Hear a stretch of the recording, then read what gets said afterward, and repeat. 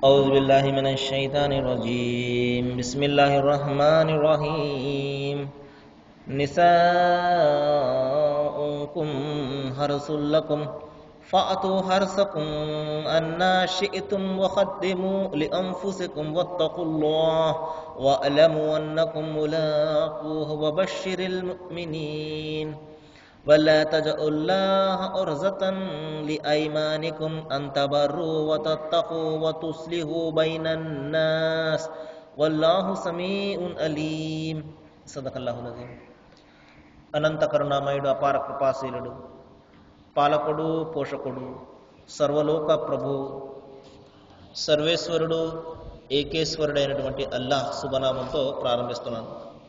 సోదరులారా సోదరిమణులారా అయ్యలారా అమ్మలారా అస్సలాము అలైకుం రెహమతుల్లాహి వబరకాతుహు. సర్వలోక సృష్టికర్త అయినటువంటి ప్రభు అల్లా మనందరి మీద శాంతిని సమాధానాన్ని కురిపించునుగాక ఆమీన్. ఇంతవరకు మీ ముందు విశ్వప్రభు కరుణామయుడు అయినటువంటి ఆ సృష్టికర్త అల్లాహ్ సర్వమానవాళి కోసము ఆయన చివరి ప్రవక్త అయినటువంటి ముహమ్మద్ ప్రవక్త సల్లల్లాహు అలైహి వసల్లం వారి మీద నేటికి సుమారు 1500 సంవత్సరాలకు పూర్వము అవతరింపజేసినటువంటి చివరి మార్గదర్శక దైవ గ్రంథం దివ్య ఖురాన్ నుండి 223వ వాక్యం యొక్క రబిమూలంను మీ ముందు పట్టించడం జరిగింది. దీని యొక్క అనువాదాన్ని వినండి.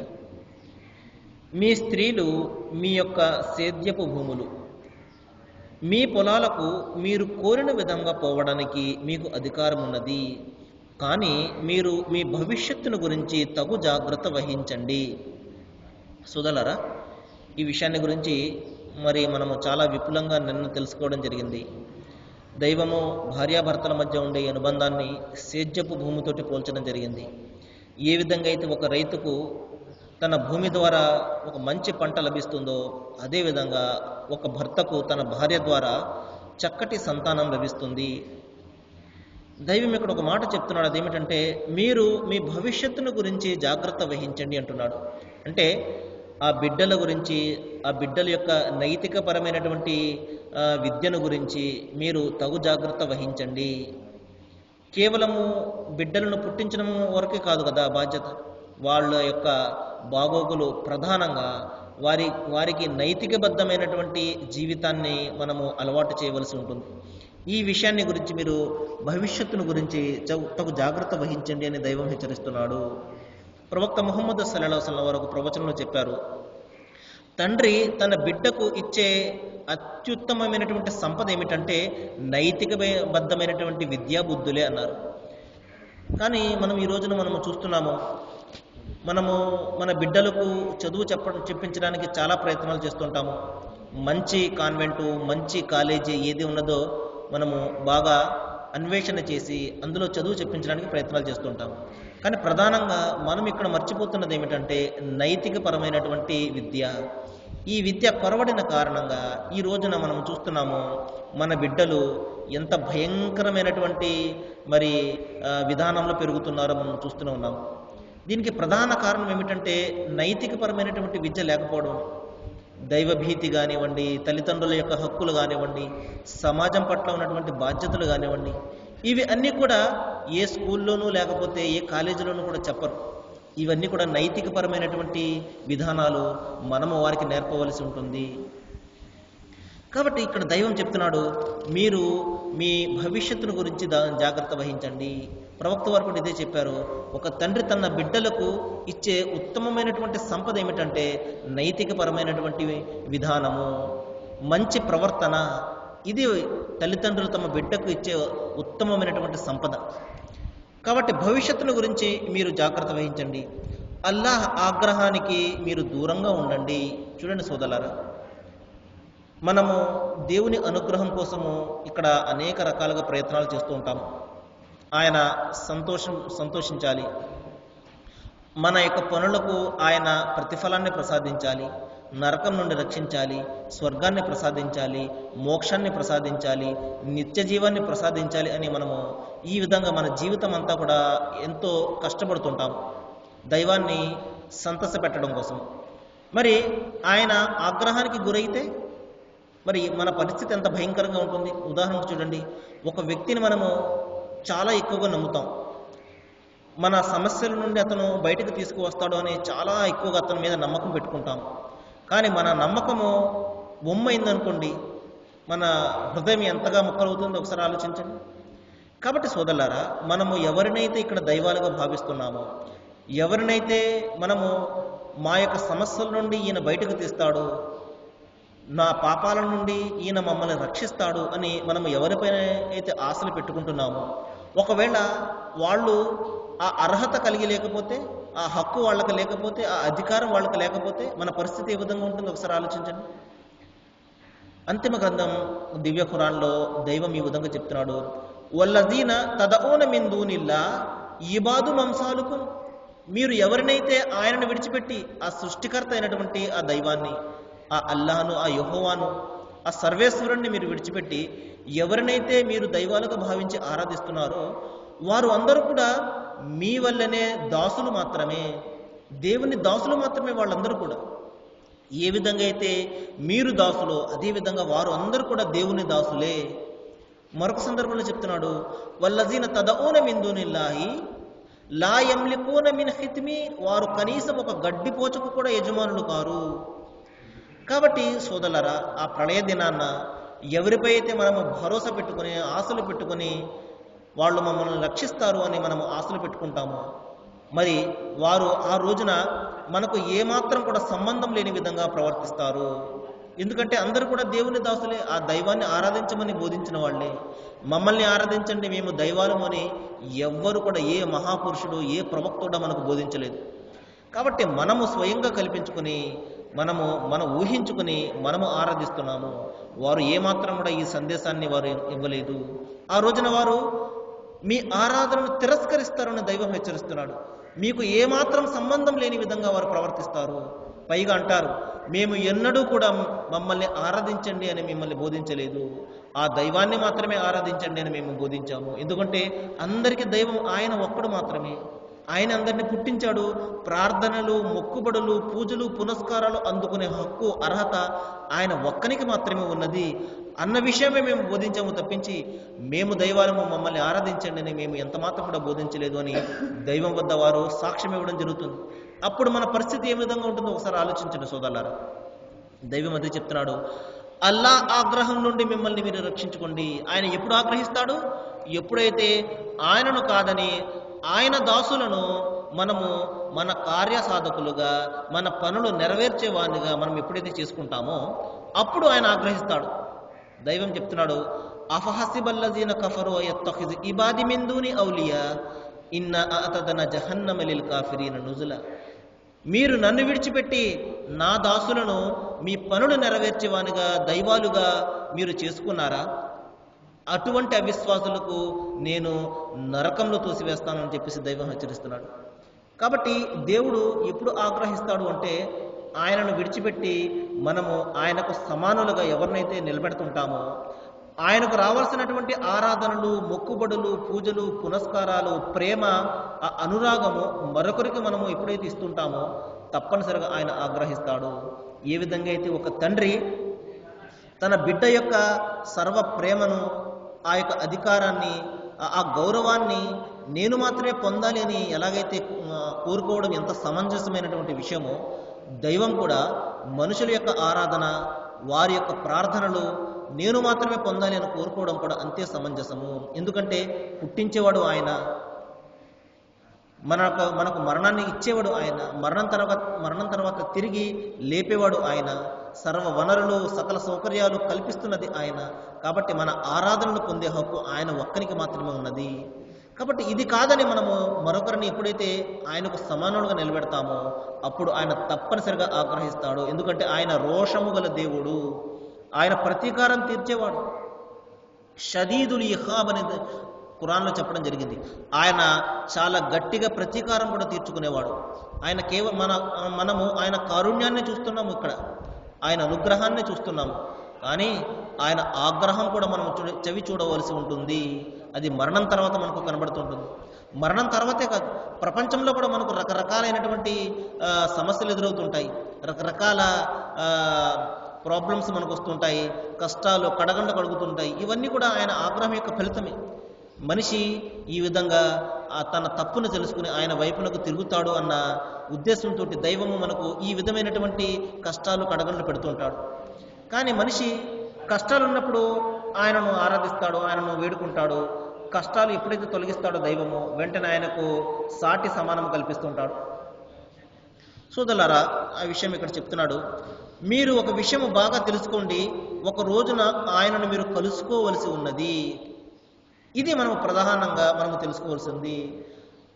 మనము ఒక రోజున మన మూటాముళ్ళ అంతా కూడా సర్దుకుని దైవం వద్దకు వెళ్ళవలసి ఉంటుంది. సోదరులారా, ఇక్కడ మనం సంపాదించేది ఏది కూడా మనం వెంట రాదు, మొత్తం అంతా కూడా ఇక్కడే విడిచిపెట్టి వచ్చేస్తాము. దైవం ఆ రోజున చెప్తాడు, మీరు సంపాదించినటువంటి ఏది కూడా మీ వెంట రాలేదు. మీకు సహాయం చేస్తారని భావించినటువంటి వాళ్ళు కూడా ఈ రోజున మీ వెంట ఎవ్వరు కూడా లేరు. మీరు ఒంటరిగా నా ముందు హాజరయ్యారు. ఏ విధంగా అయితే దిశమనులతోటి మీరు పుట్టారో అదే విధంగా కట్టుకున్న బట్ట కూడా మీ వెంట ఈ రోజున రాలేదు.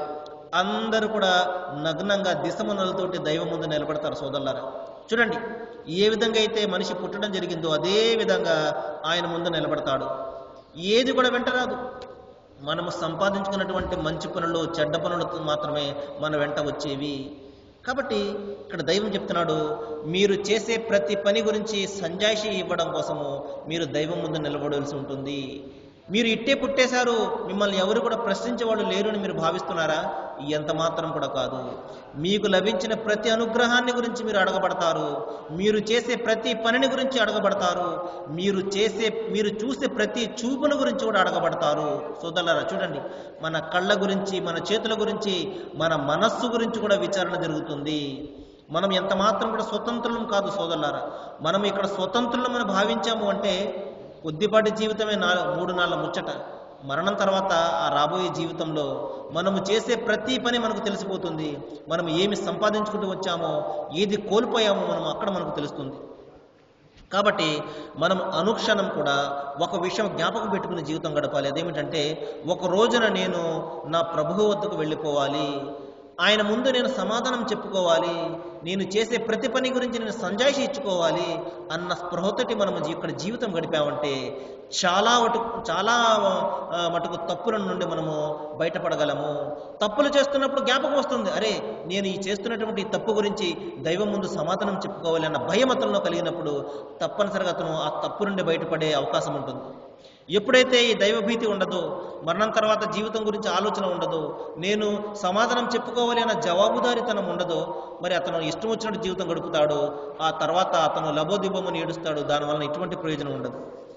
కాబట్టి సోదరులారా, దైవం ఇక్కడ చెప్తున్నాడు, ఎవరైతే మరి ఈ ఉపదేశాలను స్వీకరిస్తారో వారికి స్వర్గం అనే శుభవార్తను వినిపించండి ఓ ప్రవక్త అనే దైవము తన ప్రవక్తతో చెప్తున్నాడు. కాబట్టి స్వర్గం అనే శుభవార్త ఎవరికండి? ఎవరైతే ఈ ఉపదేశాలు, దైవం అంతిమ గ్రంథం ఖురాన్ రూపంలో ఏదైతే ఉపదేశాలను ఇక్కడ మనకు ప్రసాదిస్తున్నాడో ఆ ఉపదేశాలను విని వాటి ప్రకారము మన జీవితాన్ని మలుచుకున్నట్లయితే వారికి దైవం స్వర్గం అనే శుభవార్తను ఇక్కడ మనకు అందజేస్తున్నాడు. సరే సోదరులారా, ఇప్పుడు మనము మన దుస్తుల గురించి కొన్ని విషయాలు తెలుసుకోవడానికి ప్రయత్నం చేద్దాం.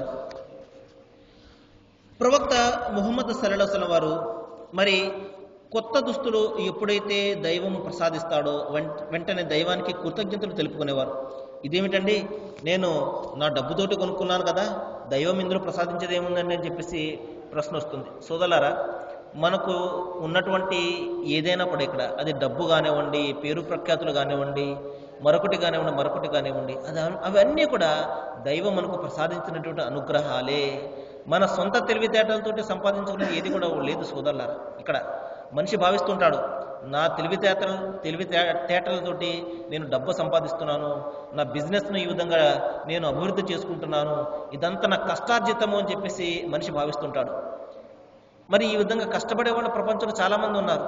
వాళ్ళు వారెవ్వరికి లేనటువంటి ధనము మీకే ఎందుకు వచ్చిందంటే ఆయన ప్రసాదించాడు కాబట్టి. ఆయన కొంతమందికి ధనమిచ్చి పరీక్షిస్తాడు, కొంతమందికి బేదరికాన్ని ఇచ్చి పరీక్షిస్తాడు. ఇక్కడ అందరం కూడా పరీక్షలు ఎదుర్కొంటున్నాము. ఎవరి స్థాయికి తగ్గ వారు ఆ పరీక్షలు ఎదుర్కొంటున్నారు. కాబట్టి ఇక్కడ మనకు లభించేది ప్రతీది కూడా దైవం యొక్క ప్రసాదితమే. కాబట్టి ఆయన మనకు కొత్త బట్టలు ఇచ్చినప్పుడు ఆయనకు కృతజ్ఞతలు తెలుపుకోవడం అనేది మన బాధ్యత. ప్రవక్త ముహమ్మద్ సల్లల్లాహు అలైహి వసల్లం వారు మరి ఒక ప్రార్థనను కూడా నేర్పారు. అదేమిటంటే అల్లాహుమ్మ లకల్ హమ్దు అస్త కసౌతనిహి. దీని అర్థం ఏమిటంటే, ఓ దైవమా, నాకు నీవు ఈ వస్త్రాలను ధరింపజేశావు, నేను ఎంతో కృతజ్ఞుణ్ణి, మరి నేను దీనిలో మేలును కోరుకుంటున్నాను, దీని కీడు నుండి రక్షణ నిమిత్తం నిన్ను వేడుకుంటున్నాను అని చెప్పేసి ఈ విధమైన ప్రార్థనలు చేశారు. ప్రవక్త ముహమ్మద్ సల్లల్లాహు అలైహి వసల్లం వారు మానవాళికి ప్రతి అంశంలో కూడా ఏ విధంగా దైవానికి కృతజ్ఞతలు అర్పించాలో మనకు నేర్పడం జరిగింది. ఈ విధంగా మనము అనేక పనులు చేస్తుంటాము. తెల్లవారు దగ్గర నుండి పడుకునే వరకు కూడా అనేక పనులు చేస్తుంటాము. ప్రవక్త ముహమ్మద్ వారు అనుక్షణం కూడా ప్రతి అడుగులో కూడా ఏ విధంగా దైవానికి కృతజ్ఞతలు అర్పించాలో మనకు ఆ ప్రార్థనను మనకు నేర్పడం జరిగింది. కాబట్టి ప్రవక్త ముహమ్మద్ వారి యొక్క జీవితాన్ని మనం పరిశీలిస్తే ఒక దాసుడు ఎంత అద్భుతంగా దైవాన్ని ఆరాధించగలడో మనకు ఆయన జీవితంలో ఒక మాదిరిగా, ఒక నమూనాగా మనకు కనబడుతుంది. అందుకనే దైవము తన ప్రవక్తను ఊరికే పంపించలేదు, ఈ విధంగా ఒక మాదిరిగా ఆయనను పంపించడం జరిగింది. ఖురాన్లో దైవం చెప్తున్నాడు, లకద కాన ఫీ రసూలిల్లాహి ఉస్వతున్ హసన. ఓ ప్రజలారా, మీకు ప్రవక్త ముహమ్మద్ వారి జీవితంలో చాలా మంచి ఆదర్శం ఉంది. మీకు ఆయన ఏ విధంగా ప్రార్థిస్తున్నాడో చూడండి, ఏ విధంగా అద్భుతంగా ఆయన దైవాన్ని ఆరాధిస్తున్నాడో చూడండి, దైవాన్ని ఏ విధంగా సంతోషపెడుతున్నాడో చూడండి అని చెప్పేసి దైవము ఆయన జీవితాన్ని మనకు ఒక ఆదర్శంగా మనకు ఇవ్వడం జరిగింది. చూడండి, ప్రవక్త వారు మరి ఆయన తుమ్ము వచ్చినప్పుడు కూడా దైవాన్ని ప్రార్థించేవారు, అల్హమ్దులిల్లా అనేవారు, ఓ దైవం నీకు స్తోత్రాలు అని చెప్పేసి. ఈ విధంగా ప్రతి అడుగులో కూడా దైవాన్ని ఎంత అద్భుతంగా ఆరాధించవచ్చో, దైవాన్ని ఏ విధంగా సంతోషపెట్టవచ్చో మనకు ఆయన ఒక నమూనాగా, ఒక మాదిరిగా మనకు నేర్పడం జరిగింది. మరి ఇక్కడ వస్త్రాలు ప్రసాదిస్తున్నప్పుడు కూడా దైవాన్ని ప్రార్థించారు. ఎందుకంటే మరి వస్త్రాలు అనేవి పవిత్రమైనటువంటి లక్ష్యం కొరకు అవి తయారు చేయబడ్డాయి.